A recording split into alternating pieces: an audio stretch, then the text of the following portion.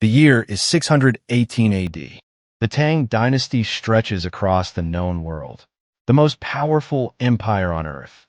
Merchants travel thousands of miles along the Silk Road, carrying fortunes in gold and silver, and risking everything to bandits, war, and the open road. But one day, a merchant makes a decision that will quietly change civilization forever. He leaves his coins behind. Instead, he carries a piece of paper. No gold, no silver, just a document, light as a feather, worth a fortune. The Chinese called it Feitian Qian, meaning flying money. And in that single moment, without anyone realizing it, the modern financial world was born. To understand why flying money was so revolutionary, you have to understand the world it was born into. The Tang Dynasty, spanning from 618 to 907 AD, was the golden age of imperial China. It was a period of extraordinary wealth, cultural exchange, and commercial expansion. Chang'an, its capital, was the most cosmopolitan city on earth, home to over 1 million people and merchants from as far as Persia, Arabia, and Central Asia. But there was a problem. Money was heavy. Chinese merchants used copper coins, thousands of them, strung together in heavy ropes called strings of cash. To pay for a large shipment of silk or tea, a merchant might need to physically carry hundreds of thousands of coins across thousands of miles of treacherous road. Imagine trying to run a global business while physically dragging your bank account with you.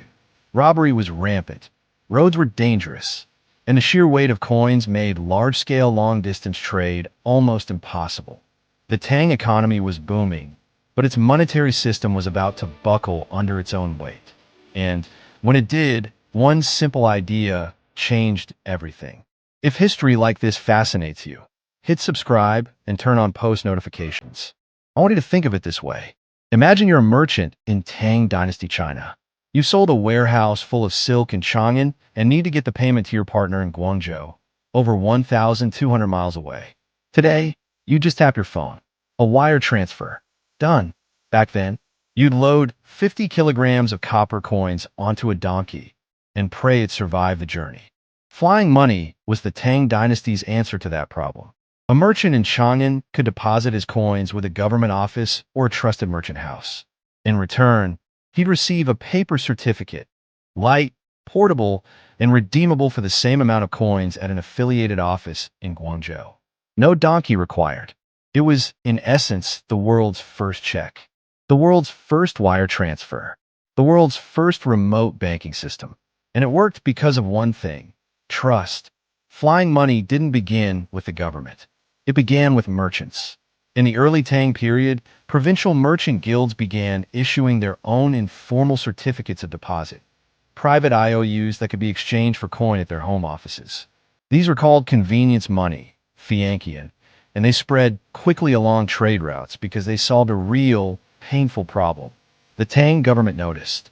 By the mid-8th century, the imperial government began formalizing the system. They established official exchange offices called Jin in key cities across the empire. Merchants could now deposit coins at one office and collect them at another, using government-backed certificates instead of carrying physical coin. The system was transformative.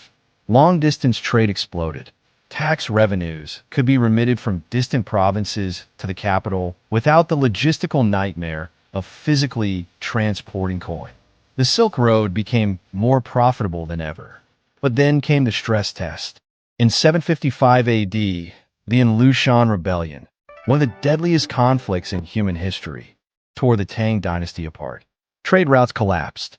The government's coin reserves were drained by war. Copper became desperately scarce. And yet, paper certificates kept circulating, because merchants had already figured out something profound. A piece of paper with the right authority behind it was worth just as much as the coins it represented. The value was in the trust, not the metal. This insight would outlast the Tang dynasty itself. When the Song dynasty rose in 960 AD, they took flying money one step further. They issued the world's first government-backed paper currency, the Jiaozi, a true banknote, not just a deposit certificate.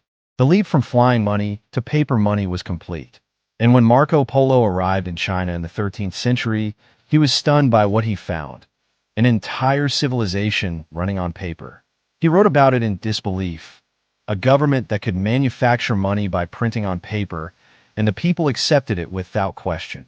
Europe wouldn't catch up for another 400 years. The next time you tap your card, wire money to a friend, or check your bank balance on your phone, you're completing a transaction that a Tang Dynasty merchant invented over 1,200 years ago. Flying money wasn't just a clever workaround for heavy coins. It was a fundamental reimagining of what money is. Money is not gold. Money is not silver. Money is not even paper. Money is trust. And the Tang Dynasty merchants, navigating dusty roads, rebel armies, and the logistical chaos of a continent-spanning empire, figured that out first. The flying money didn't just solve a problem. It built the architecture of the modern world. History didn't start with the West. Subscribe to mandates of history and discover the civilizations that built the world you live in.